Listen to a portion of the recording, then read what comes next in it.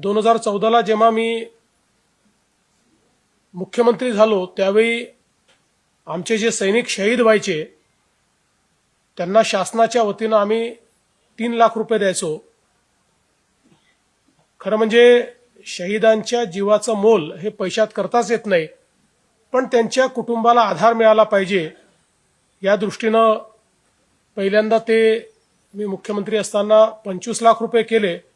आणि त्यानंतर 1 कोटी रुपये हे आम्ही सैनिकांना देणं सुरू केलं, त्यांच्या परिवाराला देणं सुरू केलं। परिवाराला जमीन असेल, वेगवेगळ्या प्रकारे जी काही मदत करता येईल ती केंद्र सरकारच्या वतीनं तर होतेच, पण राज्य सरकारच्या वतीनं देखील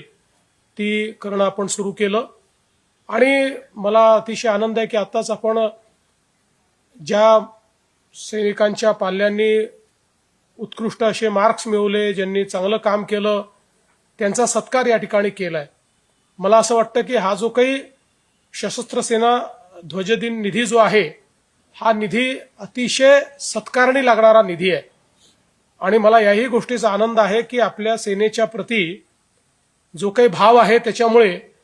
आपण बघितलं की अनेक लोक हे त्या ठिकाणी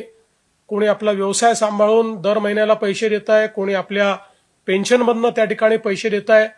मला असं वाटतं की हा जो सेनेच्या प्रती भाव आहे तोच अत्यंत महत्त्वाचा आणि तो आपल्या सेनेने जो आदर या ठिकाणी प्राप्त केलेला आहे तो खरोखर मला असं वाटतं अत्यंत महत्त्वाचा आहे।